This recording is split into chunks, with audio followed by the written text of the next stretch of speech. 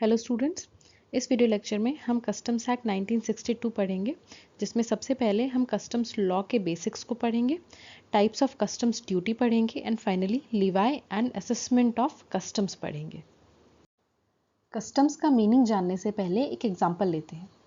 Let's say India US से या किसी भी और कंट्री से कुछ गुड्स खरीदता है, उसको हम इंपोर्ट बोलेंगे और उन गुड्स की वैल्यू है 1 लाख रुपीज़।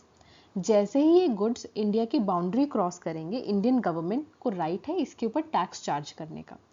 लेट्स से ये टैक्स है 10%, तो इन 1 लाख रुपए के गुड्स के ऊपर 10,000 रुपए का टैक्स चार्ज किया जाएगा।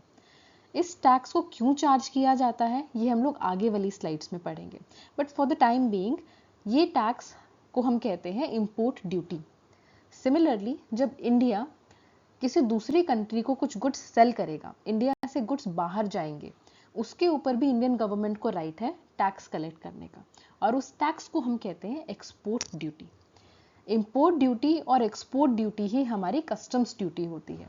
Basically customs duty is the tax imposed on either imports और export of goods. Ancient time में ये रिवाज होता था, कस्टम होता था कि जब भी कोई मर्चेंट एक नई कंट्री में जाके गुड्स ट्रेड कर रहा है तो वो वहाँ के किंग या क्वीन को गिफ्ट्स प्रोवाइड करता था as a token of appreciation कि उन्होंने अपनी कंट्री में आना अलाउ किया। ओवर टाइम यही गिफ्ट्स, यही रिवाज, कस्टम्स एक तरह से कंपल्सरी कस्टम ड्यूटी में कन्वर्ट हो गए।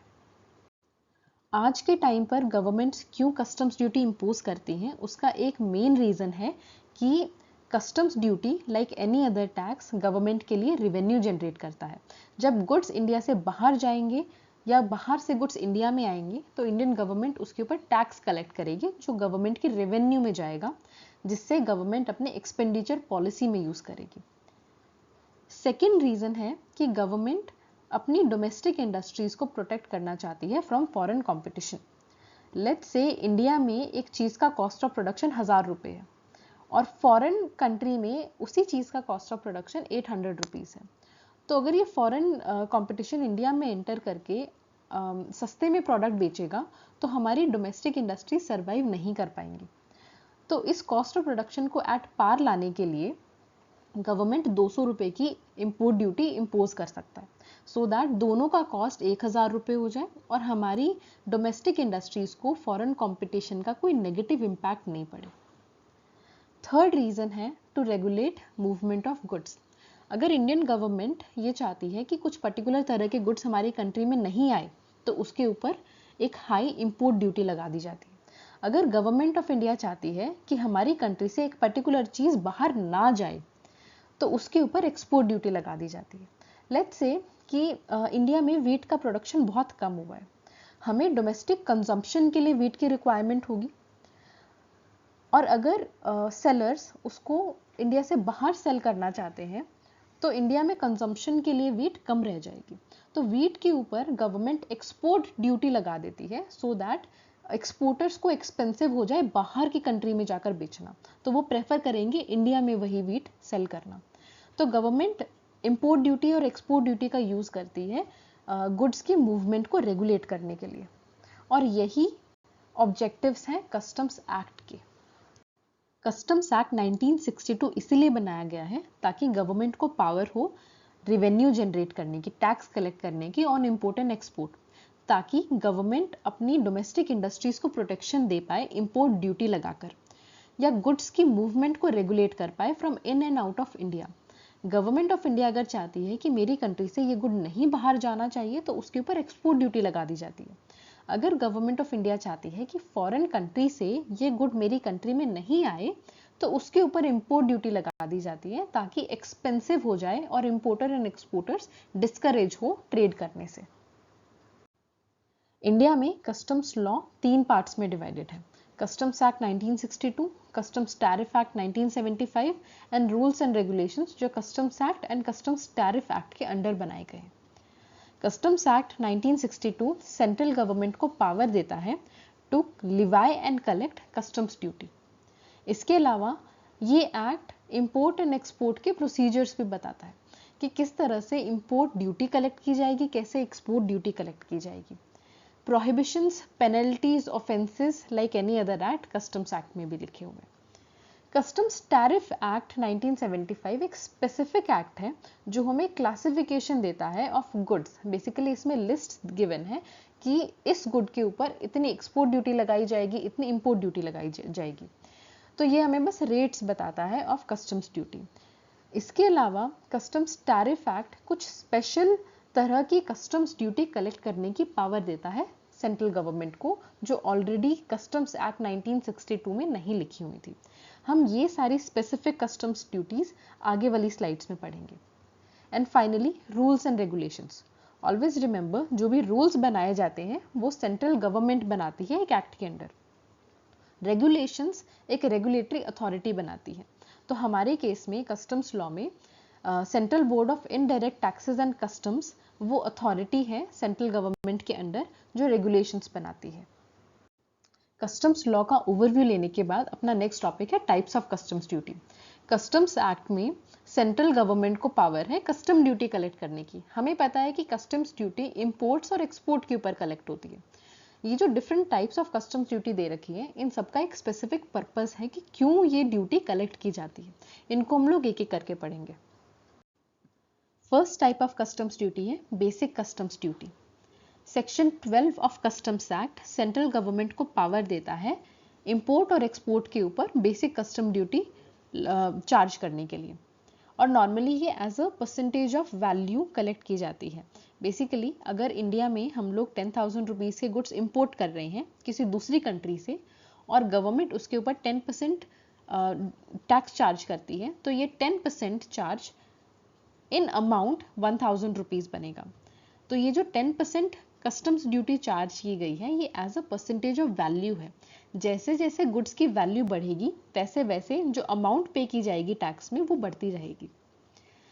बेसिक कस्टम्स ड्यूटी को हम लोग दो पार्ट्स में डिवाइड करते हैं। सिंस ये एक परसेंटेज ऑफ वैल्यू कलेक्ट किया जाता है, तो जो रेट लगाया जाएगा, जैसे अपने एग्जांपल में 10% था, वो रेट या तो स्टैंडर्ड रेट हो सकता है या वो प्रेफरेंशियल रेट हो सकता है। एक एग्जांपल लेते हैं। मान लो दो कंट्रीज है, कंट्री ए और country B. Country A country B से कोई भी इंपोर्ट अगर होती है या एक्सपोर्ट होती है तो उसके ऊपर 20% कस्टम्स ड्यूटी चार्ज करती है। देन एक और कंट्री है कंट्री सी। कंट्री ए और कंट्री सी आपस में एक एग्रीमेंट करती है जिसको हम कहेंगे preferential trade agreement. Preferential trade agreement दो या दो से ज़्यादा कंट्रीज के बीच की गई एक एग्रीमेंट होती है जिसमें कंट्रीज एग्री करती हैं कि हम आपस में जो ट्रेड करेंगे, जो हम लोग इंपोर्ट एक्सपोर्ट करेंगे, उसके ऊपर टैरिफ रेट्स या कस्टम्स ड्यूटी कम लगाई जाएगी as compare to other countries. तो कंट्री ए और कंट्री सी एग्री करती हैं कि हम एक दूसरे से कस्टम्स ड्यूटी सिर्फ 10% चार्ज करेंगे। Remember, country A country B से 20% कस्टम ड्यूटी चार्ज कर रही थी और अब ये कंट्री सी से सिर्फ 10% ड्यूटी चार्ज कर रही है। अपने एग्जाम्पल में ये 20% कस्टम्स ड्यूटी स्टैंडर्ड रेट है।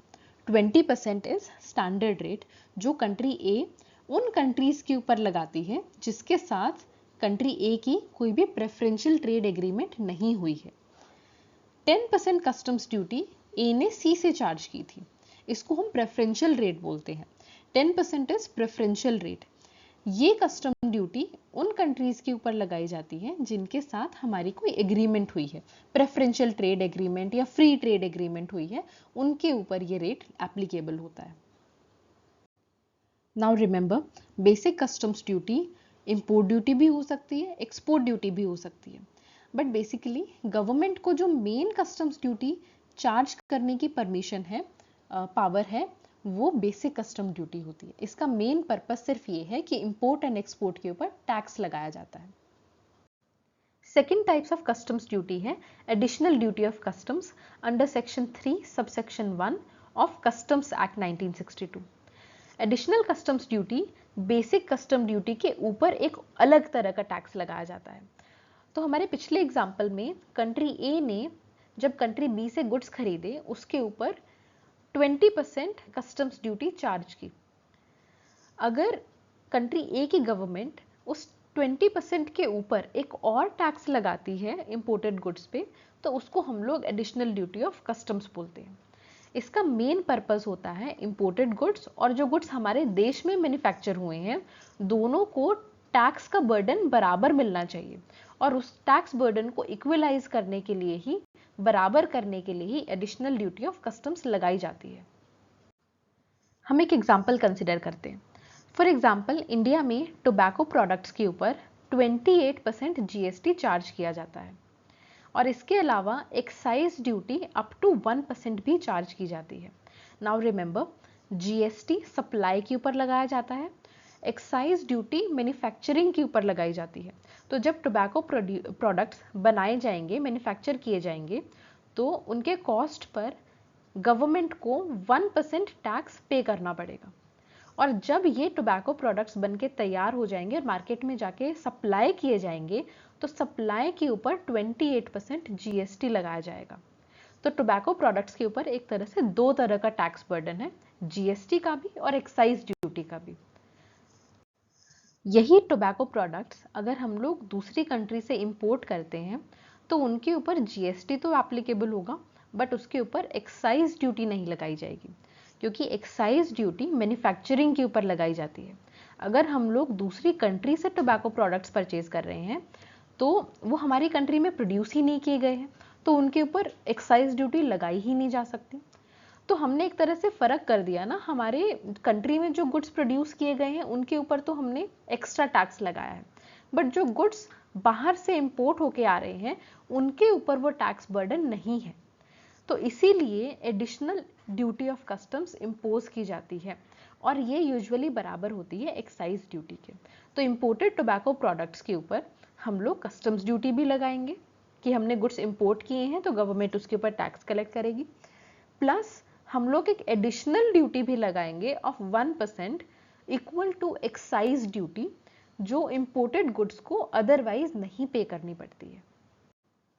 नाउ, इस बात से कंफ्यूज नहीं होना है कि इंपोर्टेड टोबैको प्रोडक्ट्स तो कस्टम्स ड्यूटी पे कर रहे हैं और डोमेस्टिकली मैन्युफैक्चर्ड गुड्स नहीं कर रहे हैं, तो एक तरह से तो इंपोर्टेड टोबैको प्रोडक्ट्स के ऊपर टैक्स का बर्डन ज़्यादा हुआ। ऑलवेज रिमेंबर कि इंपोर्ट के ऊपर जो टैक्स लगाया जाता है, जो कस्टम्स ड्यूटी लगाई जाती है, वो सिंपली इस पर्पज़ के लिए है कि हम फॉरेन गुड्स को इंडिया में आने की परमिशन दे रहे हैं, तो वो इंडिया के बॉर्डर को क्रॉस करने के लिए टैक्स लगाया जाता है। सिंस डोमेस्टिकली मैन्युफैक्चर्ड गुड्स ने इंडिया के बॉर्डर क्रॉस नहीं किए, वो ऑलरेडी इंडिया में हैं, तो उनके ऊपर तो इंपोर्ट ड्यूटी नहीं लगाई जाएगी। तो ये अलग चीज़ है। इंडिया में इंपोर्टेड गुड्स आने के बाद हम लोग उसको बराबर रखेंगे, उसके ऊपर टैक्स का बर्डन बराबर रखेंगे, और उस टैक्स बर्डन को बराबर रखने के लिए ही additional duty of customs charge की जाती है। एक बात और, जीएसटी रिजाइम आने के बाद एक्साइज ड्यूटी एक तरह से ख़त्म कर दी गई है। सिर्फ कुछ ही प्रोडक्ट्स हैं जिनके ऊपर आज एक्साइज ड्यूटी एप्लीकेबल है। For example, tobacco products, alcohol for human consumption, या स्पेसिफाइड पेट्रोलियम प्रोडक्ट्स जिनके ऊपर आज भी एक्साइज ड्यूटी लगती है। तो जीएसटी आने के बाद एडिशनल ड्यूटी ऑफ कस्टम्स की एप्लीकेबिलिटी काफ़ी कम हो गई है, रिस्ट्रिक्टेड है। Third type of customs duty है special additional duty under section 3 subsection 5 of customs act. Special additional duty exactly same है जो हमने एडिशनल ड्यूटी ऑफ कस्टम्स में पढ़ा, बस only differences additional duty of customs central level के taxes को equalise करने के लिए बनाई गई थी, और special additional duty state level के टैक्सेस को कंपनसेट करने के लिए बनाई गई थी। हमने जीएसटी की क्लास में पढ़ा था कि जीएसटी आने से पहले दो तरह की लिस्ट होती थी। सेंट्रल गवर्नमेंट अपने टैक्सेस कलेक्ट करती थी अपनी यूनियन लिस्ट के अकॉर्डिंग, और स्टेट गवर्नमेंट्स अपनी स्टेट लिस्ट के अकॉर्डिंग अलग टैक्सेस कलेक्ट करती थी। तो ये जो डिफरेंस आप देख रहे हैं एडिशनल ड्यूटी में एंड स्पेशल एडिशनल ड्यूटी में, वो सिर्फ सेंट्रल एंड स्टेट टैक्सेस का डिफरेंस है, अदरवाइज इनका कॉन्सेप्ट ऑलमोस्ट सिमिलर है। Next type of customs duty है protective duty under section 6 of customs act. Protective duty का एक बहुत स्पेसिफिक पर्पस है, और वो पर्पस ये है कि ये ड्यूटी तब लगाई जाती है जब गवर्नमेंट डोमेस्टिक इंडस्ट्रीज को प्रोटेक्ट करना चाहती है फ्रॉम फॉरेन कंपटीशन। अगर फॉरेन गुड्स इंडिया में एंटर करते हैं और वो बहुत सस्ते में सामान सेल करते हैं और उस प्राइस को हमारे डोमेस्टिक सेलर मैच नहीं कर पाते, तो हमारे डोमेस्टिक इंडस्ट्रीज मार्केट से बाहर हो जाएंगी। उनको प्रोटेक्शन देने के लिए गवर्नमेंट एक तरह का टैक्स लगा देती है फॉरेन गुड्स के ऊपर, सो दैट फॉरेन गुड्स महंगे हो जाए, उनका कॉस्ट इंक्रीज हो जाए और हमारी डोमेस्टिक इंडस्ट्रीज सर्वाइव कर पाए। एक एग्जांपल लेते हैं इंडिया और चाइना का। इंडिया चाइना से कुछ टॉयज इंपोर्ट करता है एंड हमें पता है कि चाइनीज टॉयज इंडिया के मैन्युफैक्चरर्स के जो टॉयज होंगे उससे काफ़ी सस्ते होंगे। एंड सिंस चाइनीज टॉयज बहुत सस्ते हैं तो इंडिया में जो टॉय मैन्युफैक्चरर्स या टॉय सेलर्स हैं वो उनके प्राइस को मैच नहीं कर पाते, क्योंकि चाइना में कॉस्ट ऑफ प्रोडक्शन कम है और इंडिया में वही टॉयज बनाने का कॉस्ट ऑफ प्रोडक्शन ज़्यादा है। तो इस इंपोर्ट की वजह से इंडिया की डोमेस्टिक टॉय इंडस्ट्री के ऊपर नेगेटिव इम्पैक्ट पड़ेगा कि हमारे सेलर्स मार्केट से बाहर हो जाएंगे। तो हमारी गवर्नमेंट क्या करेगी कि इन इंपोर्टेड टॉयज के ऊपर एक तरह का टैक्स लगा देगी और उस टैक्स को हम कहते हैं प्रोटेक्टिव ड्यूटी। एक तरह की कस्टम्स ड्यूटी होती है जो एक स्पेसिफिक प्रोडक्ट के ऊपर लगाई जाती है सो दैट हम अपनी डोमेस्टिक इंडस्ट्रीज को प्रोटेक्ट कर पाए। Next type of customs duty है safeguard duty under section 8B of customs tariff act. Customs law की स्लाइड में जब हमने कहा था कि कस्टम्स टैरिफ एक्ट में भी सेंट्रल गवर्नमेंट को पावर है कुछ स्पेसिफिक तरह की कस्टम्स ड्यूटी कलेक्ट करने की, उनमें से एक कस्टम्स ड्यूटी है safeguard duty. Safeguard duty protective duty की तरह ही डोमेस्टिक इंडस्ट्रीज को प्रोटेक्ट करने के लिए लगाई जाती है। बट सेफगार्ड ड्यूटी तभी लगाई जाएगी जब किसी रीजन से अचानक से इंपोर्ट्स काफ़ी लार्ज क्वांटिटीज़ में होने लगी है, एकदम से इंपोर्ट इंक्रीज हो गई जिसकी वजह से हमारी डोमेस्टिक इंडस्ट्रीज को शॉर्ट टर्म या मीडियम टर्म लॉसेस हो सकते हैं, हमारी डोमेस्टिक इंडस्ट्री को किसी तरह की सीरियस इंजरी हो सकती है, तभी सेफगार्ड ड्यूटी सेंट्रल गवर्नमेंट लगा सकती है। और ये ड्यूटी टेम्पररी होती है, कुछ टाइम पीरियड के लिए लगाई जाती है, unlike protective duty. Protective duty लगातार चलती रहती है, सेफगार्ड ड्यूटी कुछ टाइम पीरियड के लिए लगाई जाती है। जब तक इंपोर्ट्स एकदम से इंक्रीज हो गई है, जब तक वो इंपोर्ट इंक्रीज रहेगी तब तक सेफगार्ड ड्यूटी लगाई जाएगी, उसके बाद सेफगार्ड ड्यूटी को हटा दिया जाता है। फॉर एग्जाम्पल 2018 में इंडिया में अचानक से सोलर पैनल्स की डिमांड इंक्रीज हो गई जिसकी वजह से इंपोर्ट काफ़ी इंक्रीज होने लगी सोलर पैनल्स की। सिंस अचानक डिमांड इंक्रीज हुई, डोमेस्टिक सोलर पैनल प्रोड्यूसर्स एकदम से उस डिमांड को मीट नहीं कर पाए, अचानक से सोलर पैनल की इंपोर्ट इंक्रीज हो गई और उस इंक्रीज इन इंपोर्ट की वजह से हमारी डोमेस्टिक सोलर पैनल इंडस्ट्री को सीरियस इंजरी हो सकती थी। इसीलिए सेंट्रल गवर्नमेंट ने 2018 में 28% सेफगार्ड ड्यूटी इंपोज की on import of solar panels. Next type of custom duty है anti dumping duty under section 9A of customs tariff act. ये भी एक तरह की स्पेशल ड्यूटी है जो कस्टम्स टैरिफ एक्ट में सेंट्रल गवर्नमेंट को पावर है कलेक्ट करने की। एंटी डंपिंग ड्यूटी डंपिंग के अगेंस्ट लगाई जाती है। डंपिंग एक एक्टिविटी होती है जिसमें एक कंट्री अपने गुड्स दूसरी कंट्री में जाके सेल करती है at a very low price, बहुत कम प्राइस पे दूसरी कंट्री में वो सेल करती है। इसको एक एग्जांपल से समझते हैं।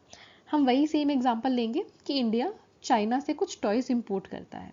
हम अज्यूम करते हैं कि इंडिया में इन टॉयज का नॉर्मल प्राइस है 100 रुपीज़ का और चाइनीज टॉयज इंडिया में सेल होते हैं 50 रुपए के। इंडिया में नॉर्मल प्राइस 100 रुपीज़ का है, चाइनीज टॉयज 50 रुपए के मार्केट में मिल रहे हैं, तो ऑब्वियसली जो कंज्यूमर्स हैं वो चाइनीज टॉयज को प्रेफर करेंगे।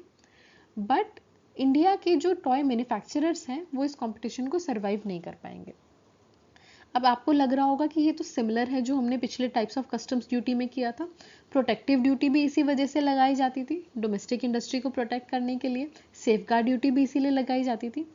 But remember, anti dumping duty तब तक नहीं लगाई जा सकती जब तक डंपिंग नहीं होती है। और मैं ये नहीं कह रही हूँ कि उनका कॉस्ट ऑफ प्रोडक्शन कम है तो वो सस्ते में आकर सेल कर रही है। डंपिंग तभी होगा जब हम लोग कॉस्ट ऑफ प्रोडक्शन से भी कम में अपने प्रोडक्ट्स को सेल करेंगे दूसरी कंट्री में जाके। तो चाइना और इंडिया का हम अज्यूम करते हैं कि दोनों में कॉस्ट ऑफ प्रोडक्शन 70 रुपीज़ का है। 30 रुपीज़ का इंडियन कंपनीज मार्जिन लेके 100 रुपीज़ का वो टॉय बेचती है मार्केट में। चाइना ने भी 70 रुपीज़ का ही वो प्रोडक्ट बनाया है और अपनी कंट्री में वो उसको 100 रुपीज़ का सेल कर रही है 30 रुपीज़ का मार्जिन रख के। अब चाइना में टॉय मैन्युफैक्चरर ने बहुत ज़्यादा प्रोडक्शन किया बहुत ज़्यादा प्रोडक्शन की वजह से सारी जो सप्लाई है वो चाइना एब्जॉर्ब नहीं कर सकती। जितने टॉयज़ बनाए हैं वो चाइना में सेल नहीं हो सकते। बट चाइना में जो उन्होंने गुड्स सेल करे हैं उससे उन्होंने ब्रेक इवन कर लिया होगा, अपने कॉस्ट पूरे कर लिए होंगे, प्रॉफिट मार्जिन भी कमा लिया होगा थोड़ा बहुत। जो बचा हुआ एक्सेस प्रोडक्शन है वो अब दूसरी कंट्री में जाके सेल करते हैं और दूसरी कंट्री में वो less than cost of production sale करते हैं। वो 70 रुपीज़ में मैन्युफैक्चर कर रहे हैं और वो उसको 50 रुपीज़ में सेल कर रहे हैं इंडिया में। इसको हम लोग डंपिंग बोलेंगे और डंपिंग के अगेंस्ट डंपिंग ड्यूटी लगाई जाती है। कैसे? अब इंडिया में टॉयज़ का जो प्राइस है 100 था, चाइनीज़ टॉयज़ 50 रुपए के सेल हो रहे हैं। तो इंडिया की डोमेस्टिक टॉय इंडस्ट्री पे नेगेटिव इम्पैक्ट पड़ रहा है, वो मार्केट से बाहर हो सकती है। इसके लिए इंडिया की गवर्नमेंट एक एंटी डंपिंग ड्यूटी लगा देता है। फॉर एग्जाम्पल चाइनीज़ टॉयज़ के ऊपर 50 रुपीज़ का टैक्स चार्ज कर दिया जाता है। तो अगर चाइनीज़ टॉयज़ 50 रुपए के बेचे जा रहे हैं और उनके ऊपर हम 50 रुपए का ही टैक्स लगा देते हैं तो इंडिया में वो चाइनीज़ टॉयज़ भी 100 रुपीज़ के हो जाएंगे। बट फिर से मैं रिमाइंड करा रही हूँ, एंटी डंपिंग ड्यूटी सिर्फ डंपिंग को काउंटर करने के लिए लगाई जाती है। तो ये प्रूव करना ज़रूरी है कि डंपिंग एक्चुअली हुई है और ये WTO के रूल्स होते हैं रिगार्डिंग डंपिंग और वो रूल्स के अकॉर्डिंग ही एंटी डंपिंग ड्यूटी लगाने की परमिशन होती है। तो जो भी WTO की मेंबर कंट्रीज़ हैं वो एंटी डंपिंग ड्यूटी उसके अकॉर्डिंग ही लगाती है। Next type of customs duty है countervailing duty on subsidised articles. Countervailing duty को समझने के लिए हम एक एग्जांपल लेते हैं। दो कंट्रीज़ हैं, इंडिया और यूएस। इंडिया यूएस से गेहूं इंपोर्ट करती है। अब हम अज्यूम करके चलते हैं कि 100 किलो गेहूं बनाने के लिए इंडियन फार्मर्स को $100 का कॉस्ट लगता है और इंडिया की गवर्नमेंट किसी तरह की कोई सब्सिडी पे नहीं करती है।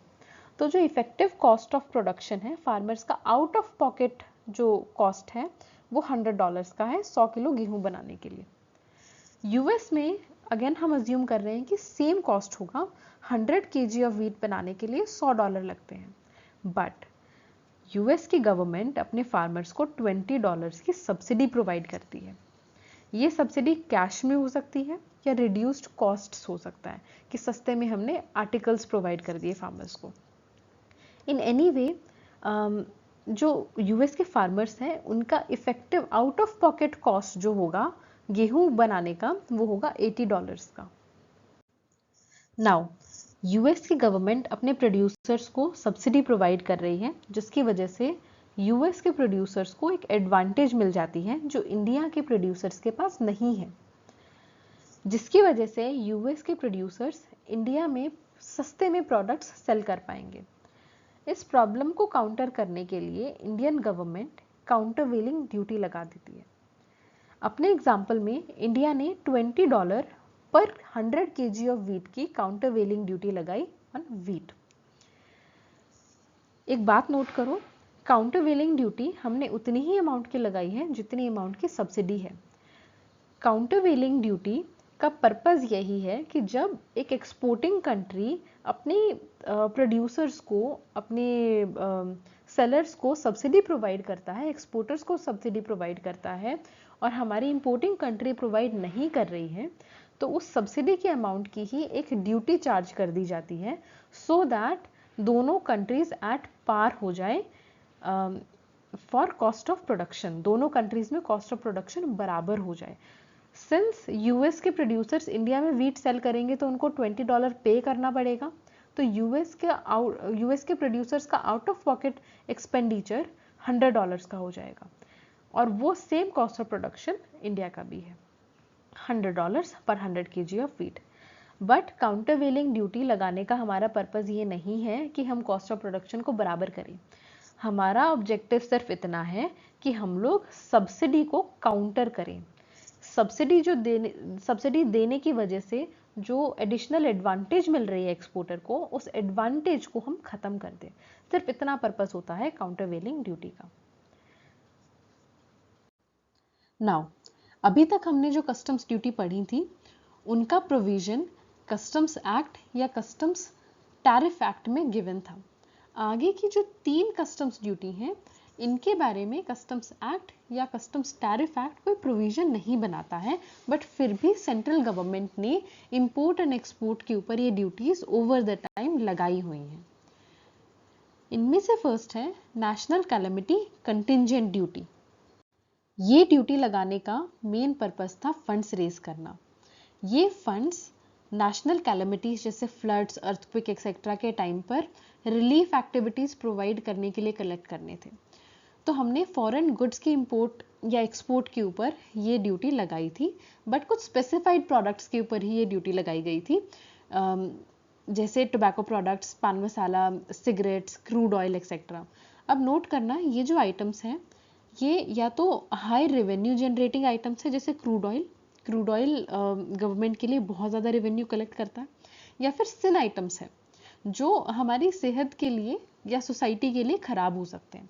सिर्फ उन्हीं प्रोडक्ट्स के ऊपर ये ड्यूटी लगाई गई थी। Next type of customs duty है ऑक्सिलरी ड्यूटी। ऑक्सिलरी ड्यूटी का मेन पर्पस था बस गवर्नमेंट के लिए एडिशनल रेवेन्यू कलेक्ट करना। 1999 के यूनियन बजट में गवर्नमेंट ने प्रोविजन बनाया था ऑक्सिलरी ड्यूटी कलेक्ट करने का, सो दैट उस साल के यूनियन बजट के लिए रेवेन्यू कलेक्ट किया जा सके। Finally last type of customs duty है सोशल वेलफेयर सरचार्ज। ये एक तरह का सरचार्ज है, मतलब ये टैक्स के ऊपर टैक्स लगाया जाता है। नॉर्मली अगर हमने 1000 रुपए के गुड्स इंपोर्ट किए, उसके ऊपर 10% बेसिक ड्यूटी चार्ज की गई, तो 100 रुपीज हमने पे किया गवर्नमेंट को एज इंपोर्ट ड्यूटी। अब अगर गवर्नमेंट 10% सरचार्ज भी इम्पोज करती है तो हम लोग 10% ऑफ 100 रुपीज लेंगे। मतलब हमारी जो कस्टम्स ड्यूटी टैक्सेस हम पे कर रहे हैं उसकी अमाउंट को लेके उसके ऊपर 10% चार्ज किया जाएगा, मतलब 10 रुपीज का सरचार्ज गवर्नमेंट कलेक्ट करेगी। सोशल वेलफेयर सरचार्ज 2018 में गवर्नमेंट ने लगाया था इन ल्यू ऑफ एजुकेशन सेस। इसका पर्पस था गवर्नमेंट के लिए रेवेन्यू कलेक्ट करना फॉर द पर्पसेस जैसे कि social welfare schemes, health, education, social security etcetera. तो इनके लिए फंड्स कलेक्ट करने के लिए गवर्नमेंट ने इंपोर्ट एंड एक्सपोर्ट के ऊपर सोशल वेलफेयर सरचार्ज इम्पोज किया था, again on certain specified goods only. तो हमने जो बेसिक कस्टम्स ड्यूटी पढ़ी सेक्शन 12 के अंडर, उसमें जितने भी गुड्स हैं उन सभी गुड्स के ऊपर सोशल वेलफेयर सरचार्ज चार्ज किया जाएगा। अपना नेक्स्ट टॉपिक है लीवाई ऑफ कस्टम्स ड्यूटी। जैसे हमने जीएसटी में भी पढ़ा था, लीवाई का मतलब होता है इम्पोजिशन ऑफ टैक्स।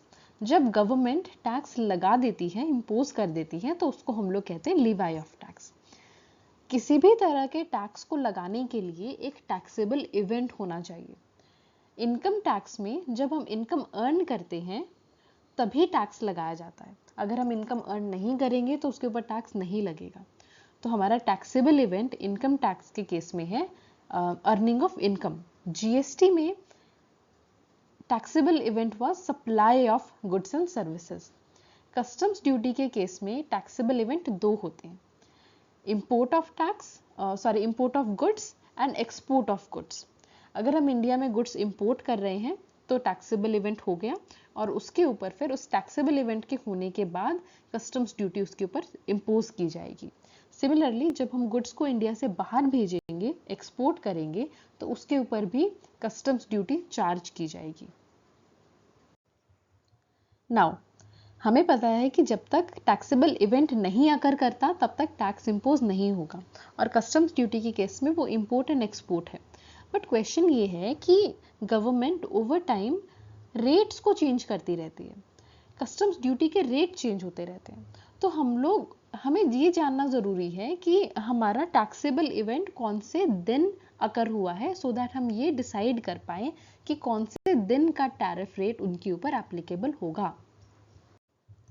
और सिंस कस्टम्स ड्यूटी के लिए दो टैक्सेबल इवेंट है, इंपोर्ट एंड एक्सपोर्ट, तो हम जब डेट डिटरमाइन करेंगे कि कौन सी डेट का टैरिफ रेट लगेगा, तो हमारे पास इंपोर्ट ऑफ गुड्स के लिए अलग केसेस बनेंगे और एक्सपोर्ट ऑफ गुड्स के लिए अलग केसेस बनेंगे।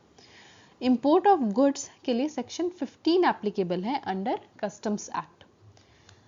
इसमें 3 केसेस हैं। सेक्शन 15 ये कहता है कि अगर इंडिया में गुड्स होम कंजम्पशन के लिए आ रहे हैं, मतलब इंडिया में ही कंज्यूम करने के लिए, यहीं पर सेल करने के लिए एंटर कर रहे हैं, तो जिस दिन बिल ऑफ एंट्री प्रेजेंट किया गया है या फिर जिस दिन जो फॉरेन कंट्री से वेसल कोई शिप आ रही है या एयरक्राफ्ट आ रहा है, जिस डेट को उसने लैंड किया है इंडिया में, दोनों डेट्स में से जो डेट बाद में आएगी उसको हम लोग मानेंगे कि वो date of imposition of customs duty है। तो उस डेट पर जो भी कस्टम्स का टैरिफ रेट लगाया जाएगा वही एप्लीकेबल होगा for those goods. Second case है वेयरहाउस्ड गुड्स का। जब भी हम गुड्स को इंपोर्ट करते हैं तो इंपोर्टर एक बिल ऑफ एंट्री प्रोवाइड करता है कस्टम्स ऑफिस में, उसके ऊपर कस्टम्स ड्यूटी पे करता है और गुड्स को अपनी कस्टडी में ले लेता है।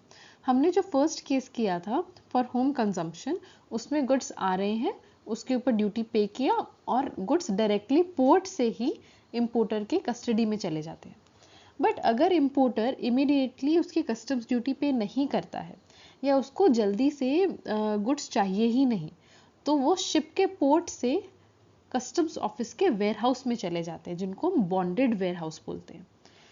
इस केस में अगर गुड्स वेयरहाउस में चले गए हैं rather than in the custody of importer, उस केस में जब भी bill of entry x bond present किया जाएगा कस्टम्स ऑफिस में, ये फॉर्म फिल करके दिया जाएगा, उस डेट को ही हम लोग मानेंगे date of determination of rate of customs duty. Also remember कि जब भी गुड्स हमारी कंट्री में आएंगे तो जो भी इंपोर्टर है उसको बिल ऑफ एंट्री प्रोवाइड करना पड़ेगा, चाहे वो उसके कस्टडी में गुड्स लेना चाहता है, चाहे वो उसको वेयरहाउस में ट्रांसफर करवाना चाहता है। अगर वो बॉन्डेड वेयरहाउस में उसको ट्रांसफर करवाना चाहता है तो उनको एक और बिल ऑफ एंट्री प्रोवाइड करना पड़ेगा, जिसको हम कहते हैं bill of entry x bond. यानी आप बॉन्डेड वेयरहाउस से गुड्स को छुड़वाने के लिए कस्टम्स ऑफिस में एक एप्लीकेशन देते हो, एक फॉर्म भरते हो, उसको हम लोग bill of entry x bond बोलते हैं। और इस बिल ऑफ एंट्री को प्रोवाइड करने के बाद उसकी कस्टम्स ड्यूटी पे की जाती है और गुड्स को बॉन्डेड वेयरहाउस से छुड़वा लिया जाता है। Lastly, in any other case, जो ऊपर के दो केसेस हमने डिस्कस किए, अगर हमारा केस इन दोनों में से कोई भी नहीं है तो जिस दिन हम लोग ड्यूटी पे करने के लिए आएंगे उस दिन जो भी रेट एप्लीकेबल है वही रेट हमारा लगाया जाएगा अंडर कस्टम्स ड्यूटी की लिवाई। नाउ हमारा नेक्स्ट टैक्सेबल इवेंट है export of goods. Section 16 export of goods की रेट ऑफ डिटर्मिनेशन में डील करता है। सेक्शन 16 कहता है कि जब भी गुड्स एक्सपोर्ट के लिए एंटर करेंगे कस्टम्स ऑफिस में, तो जो भी डेट ऑफ क्लियरेंस या लोडिंग की परमिशन जिस दिन दी जाती है उस दिन जो भी रेट एप्लीकेबल है एक्सपोर्ट ड्यूटी पे वो पे किया जाएगा। And in any other case, जब भी हम लोग ड्यूटी पे करने के लिए आएंगे तो उस दिन जो भी रेट एप्लीकेबल है वो रेट हमारा लगा दिया जाएगा। हमारा आज का लास्ट टॉपिक है assessment of customs duty under section 17 of customs act. Assessment का मतलब है कि हम ये डिटरमाइन करना चाह रहे हैं कि हमें टैक्स कितना पे करना है। अगर मैं एक एक्सपोर्टर हूँ और मुझे कुछ गुड्स एक्सपोर्ट करने हैं, उसके ऊपर क्या रेट लगेगा कस्टम्स ड्यूटी का और मेरी वैल्यू ऑफ गुड्स कितनी है। अगर मैंने 100 रुपीज़ के गुड्स एक्सपोर्ट किए और 10% का रेट है तो मैं 10 रुपीज़ पे करूँगी। ये 10 रुपीज़ जो मैंने डिटरमाइन किया है, इसी को हम लोग असेसमेंट ऑफ कस्टम्स ड्यूटी बोलते हैं। अब अलग अलग टाइप्स ऑफ गुड्स जो होते हैं उनके ऊपर कस्टम्स ड्यूटी के रेट भी डिफर कर सकते हैं। मान लो मैं एक एक्सपोर्टर हूँ, मैं वीट भी एक्सपोर्ट करती हूँ, मैं राइस भी एक्सपोर्ट करती हूँ। मैंने 1000 रुपये की वीट और 1000 रुपये की राइस मैंने एक्सपोर्ट की। वीट के ऊपर 10% का एक्सपोर्ट ड्यूटी चार्ज किया जाता है और राइस के ऊपर 20% का चार्ज किया जाता है। तो मैं टोटल गुड्स जितनी भी एक्सपोर्ट कर रही हूँ उनकी वैल्यू कितनी है, कौन से टाइप ऑफ गुड के ऊपर कितना रेट एप्लीकेबल है, एग्जम्पशंस क्या क्या है, इन सबको कैलकुलेट करके मैं असेस करती हूँ कि मुझे कितनी कस्टम्स ड्यूटी पे करनी है, एज एन एक्सपोर्टर भी या फिर अगर मैं गुड्स इंपोर्ट कर रही हूँ तो एज एन इंपोर्टर भी। इसका प्रोसेस देख लो। सबसे पहले हम लोग बिल ऑफ एंट्री प्रोवाइड करते हैं इन केस ऑफ इंपोर्ट्स। अगर हम गुड्स इंपोर्ट कर रहे हैं तो गुड्स की एंट्री से पहले या गुड्स की एंट्री के टाइम पे हम एक बिल ऑफ एंट्री प्रोवाइड करते हैं कस्टम्स ऑफिस में। हम सेल्फ असेसमेंट करते हैं। इस बिल ऑफ एंट्री के फॉर्म में ही हमें ये असेस करना पड़ेगा कि जो मैंने गुड्स इंपोर्ट किए हैं उसकी वैल्यू कितनी है, उसके ऊपर क्या रेट एप्लीकेबल है और उसकी अमाउंट कितनी बनती है। उस सेल्फ असेसमेंट के बाद मैं वो फॉर्म सबमिट करा दूंगी कस्टम्स ऑफिस में। कस्टम्स ऑफिस मेरे फॉर्म को वेरीफाई करेगा और अगर ज़रूरत है तो रीअसेस करेगा, उसकी वैल्यूएशन कैलकुलेशन फिर से करेगा कि टैक्स कितना बनता है। अगर प्रोविजनल असेसमेंट की रिक्वायरमेंट है तो वो कर दी जाएगी। अल्टीमेटली जब वेरिफिकेशन कंप्लीट हो जाएगी तो मैं कस्टम्स ड्यूटी पे कर दूंगी और कस्टम्स ड्यूटी पे करने के बाद मुझे गुड्स की क्लियरेंस मिल जाएगी। अब आते हैं types of assessment under customs act कि असेसमेंट किस तरह से करी जा सकती है। नंबर 1 है सेल्फ असेसमेंट। जैसा हमने अभी प्रोसेस में किया था, जब भी इंपोर्ट या एक्सपोर्ट होती है तो इंपोर्टर और एक्सपोर्टर खुद रिस्पॉन्सिबल होते हैं असेस करने के लिए कि उनकी टैक्स लाइबिलिटी कितनी बनती है, उनको कितना कस्टम्स पे करना है। अंडर सेक्शन 46 हर एक इंपोर्टर रिस्पॉन्सिबल है गुड्स की वैल्यूएशन करके और कस्टम ड्यूटी असेस करने के लिए, और अंडर सेक्शन 50 हर एक एक्सपोर्टर रिस्पॉन्सिबल है जो खुद असेस करेगा कि मेरी कस्टम्स ड्यूटी कितनी बनती है जब वो अपना बिल ऑफ एंट्री प्रोवाइड कर रहा है। या एक्सपोर्ट्स के केस में शिपिंग बिल दिया जाता है, इंपोर्ट में बिल ऑफ एंट्री प्रोवाइड किया जाएगा, एक्सपोर्ट्स के केस में शिपिंग बिल प्रोवाइड किया जाएगा। Second type of assessment is reassessment. जब हमने एज एन इम्पोर्टर या एज एन एक्सपोर्टर अपने फॉर्म में कस्टम्स ड्यूटी असेस कर ली और वो फॉर्म कस्टम्स ऑफिस में सबमिट कर लिया, कस्टम्स ऑफिस में जो भी प्रॉपर ऑफिसर है वो चेक करेगा कि क्या इस पर्सन ने वैल्यूएशन ऑफ गुड्स ठीक किए हैं, कैलकुलेशन ठीक की है, कोई मिस्टेक तो नहीं है, सारे डॉक्यूमेंट्स तो ओके हैं। अगर उस वेरिफिकेशन के टाइम पर उसको लगता है कि असेसमेंट ठीक से नहीं की गई है, कोई एरर है, तो वो रीअसेस करेगा। रीअसेसमेंट हमेशा एक प्रॉपर ऑफिसर करता है, सेल्फ असेसमेंट हमेशा इंपोर्टर या एक्सपोर्टर करते हैं। थर्ड और लास्ट टाइप ऑफ असेसमेंट है provisional assessment under section 18 of customs act. Provisional assessment एक तरह की टेम्पररी असेसमेंट होती है और एक्चुअल और फाइनल असेसमेंट बाद में की जाती है। बेसिकली कुछ केसेस होते हैं, फॉर एग्जांपल जब इंपोर्टर और एक्सपोर्टर खुद सेल्फ असेस नहीं कर पाते हैं कि उनको वैल्यू ऑफ गुड्स एग्जैक्टली नहीं पता है कि कितनी होगी, तो वो एक प्रॉपर ऑफिसर को एप्लीकेशन देते हैं कि हम लोग सेल्फ असेस नहीं कर सकते हैं, तो हमें प्रोविजनल असेसमेंट की परमिशन दी जाए। सेकेंड केस होता है जब प्रॉपर ऑफिसर टेस्ट करता है या वेरीफाई करता है कि गुड्स की वैल्यूएशन उतनी ही है जितना हमने फॉर्म में लिखा है, या कोई इस तरह के गुड्स है जिनके टेस्ट किया जाना है, जिसकी चेकिंग करी जानी है, तो ऐसे केस में प्रोविजनल असेसमेंट, टेम्पररी असेसमेंट दी जाती है जो फाइनल नहीं होती है। थर्ड केस होता है जहां पर भी डॉक्यूमेंट्स इनकम्प्लीट है, जो हमने कस्टम्स ऑफिस में गुड्स के रिगार्डिंग जितने भी डॉक्यूमेंट्स प्रोवाइड करे हैं, बिल ऑफ एंट्री प्रोवाइड किया है एक्सेट्रा एक्सेट्रा, तो उन गुड्स में, उन डॉक्यूमेंट्स में अगर कोई कमी आती है तो प्रॉपर ऑफिसर उसको प्रोविजनल असेस करता है। तो प्रोविजनली मतलब टेम्पररीली असेसमेंट करता है कि ओके वैल्यूएशन इज 1000 और 10% के रेट से आपका 1000 रुपीज़ की कस्टम्स ड्यूटी बनती है, वो पे कर दी जाती है। बट फाइनल असेसमेंट बाद में की जाती है, जब गुड्स रिलीज किए जाएंगे उसके टाइम पे फाइनल असेसमेंट करी जाएगी, या जब डॉक्यूमेंट सारे मिल जाएंगे तब असेस की जाएगी, या जब गुड्स की टेस्टिंग और चेकिंग हो जाएगी उसके बाद फाइनल असेसमेंट करी जाएगी कि क्या पहली वाली प्रोविजनल असेसमेंट जो करी थी वो सही है या उसको रिवाइज करने की ज़रूरत है। तो ऑब्वियसली अगर मैं एक इम्पोर्टर हूँ, मैंने गुड्स इम्पोर्ट किए, इंपोर्ट करने के टाइम पे मुझे वैल्यू नहीं पता थी या ऑफिसर चेक करना चाहता है या मेरे डॉक्यूमेंट्स कंप्लीट नहीं थे, तो मैंने कहा 1000 रुपये के गुड्स आएंगे, तो मैंने 100 रुपीज़ पे कर दिए, बट मे बी मेरे गुड्स की वैल्यू 1200 रुपीज़ हो और मेरी जो लाइबिलिटी बनती है वो 120 रुपीज़ हो। तो इस केस में जो भी प्रॉपर ऑफिसर होगा वो प्रोविजनल असेसमेंट के टाइम पर ही इंपोर्टर और या एक्सपोर्टर से कोई सिक्योरिटी डिपॉजिट ले लेगा या कोई बैंक गारंटी ले लेगा। तो बेसिकली एक तरह का बॉन्ड वो उनसे ले लेता है कि अगर आपकी असेसमेंट ज़्यादा पाई गई फाइनल असेसमेंट के टाइम पर तो आप और पे कर दोगे, तो वो गारंटी लेके फिर गुड्स को रिलीज कर दिया जाता है। प्रोविजनल असेसमेंट का बस ये पर्पस है कि गुड्स की क्लियरेंस में डिले ना हो। क्योंकि हम लोग आज की डेट पे एग्जैक्टली असेस नहीं कर सकते कि आपकी कस्टम्स ड्यूटी, इंपोर्टर एक्सपोर्टर की कस्टम ड्यूटी कितनी बनती है, तो हम लोग प्रोविजनली उसको असेस कर लेते हैं और गुड्स को रिलीज कर देते हैं, ताकि इंपोर्ट या एक्सपोर्ट के टाइम पीरियड में कोई दिक्कत नहीं आए, इंपोर्टर एक्सपोर्टर को कोई तरह की प्रॉब्लम नहीं आए। तो गुड्स रिलीज कर दिए जाते हैं, बट उनकी कस्टम्स ड्यूटी की फाइनल असेसमेंट बाद में की जाती है। अगर अमाउंट ज़्यादा पे कर दिया गया है तो वो वापस रिफंड हो जाता है।